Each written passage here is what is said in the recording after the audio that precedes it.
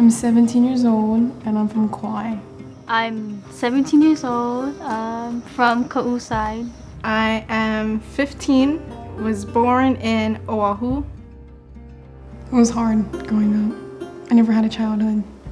Never got to play with Barbie dolls or whatever. There were a lot of good times, but the crazy times, bad times kind of overpowered the good times. My dad was a drunk. He was abusive. They get their liquor, they get drunk, they start flying stuff, yelling and stuff. I got raped by my dad when I was 3. Then he died.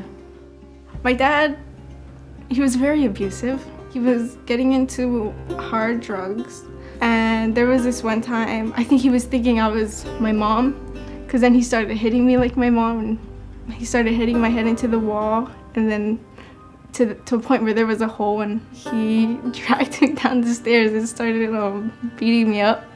I was really bad. Like, I would fight, like, beef out, mob kind. I had straight Fs. I got hold back so many times. Well, Kauai is a small place. I mean, you can get drugs anywhere. I started to shoot up. And after the first time I did it, something went wrong. I guess it was laced with something. I ran away from home, didn't want to be home. It was rough until I came to this program.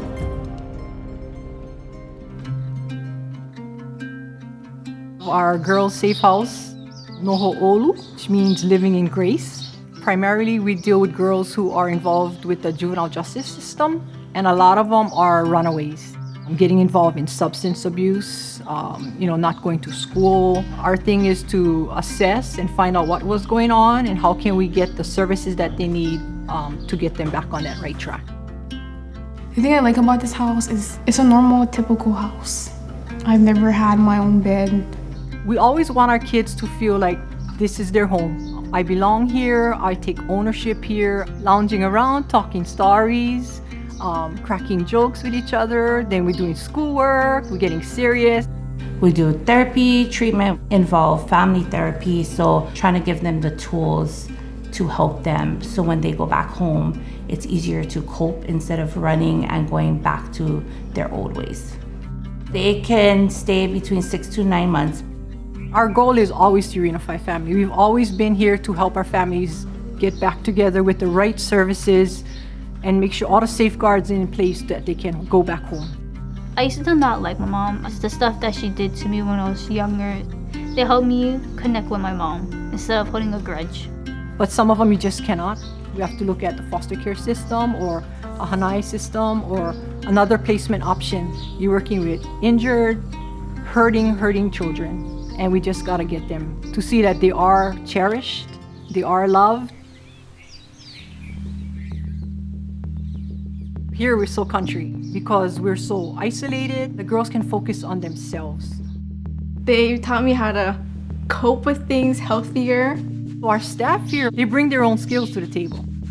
Auntie Chris taught me, you can do manly stuff even though you're a woman. Like, it's okay. You can do the yard work, we whack, and you don't need to just do house chores. You can do outside chores. We would challenge each other like, oh, I can push it further. I can get it done first. And I was like, no way, you weak. Uncle Randy, he loves woodwork. So we started doing small benches, and that made into bookshelves. Uncle Randy, when he first taught me the wood stuff, I really wanted to cry because I was like, this is like my dad. He is that father figure I really want and I hope to have. He taught me a lot of things that I realized my dad should have taught me. Self-respect, how to carry myself. He showed me how we're really supposed to be treated and loved, We're very family-oriented here. We call it Ohana. They all know when they've had bad days, it's like, and they just let her go. And yet when they know when they go in there, jump on the bed, tickle, tickle, tickle, like get her up and laughing and let's go do something fun and crazy. So it's not just staff, but the kids themselves do it to help each other out through those hard days. There's this girl that came in here that I fought before and we became best friends. Me and Auntie Roz got really close. I see her as another mother figure in my life. It's not just like a client to me. They're family. I'll treat them like if they're like our daughters here. They're really good supporters. This is what people and kids need. Somebody to be there. I've learned how real love really is. Family love, not so rough and chaotic, but like caring and loving and like being there emotionally. So I want to be like the first one to graduate in my family and walk the line. I'm just gonna show them that I'm different. I want to get into cosmetology.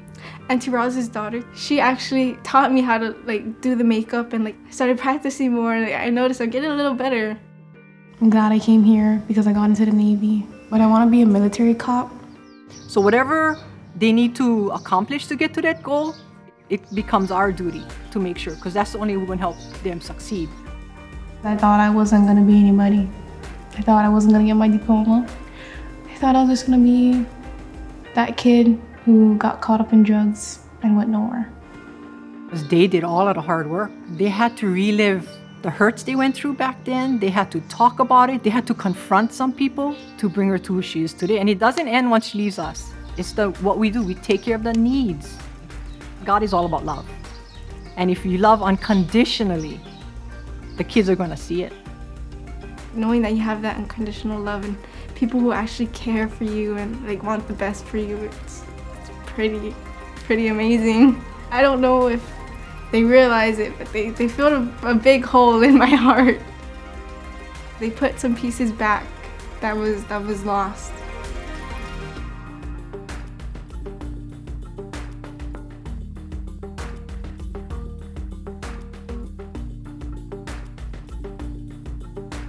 If this video impacted you, like it and share it. We are always posting content, so don't forget to subscribe. Thank you for helping us share change.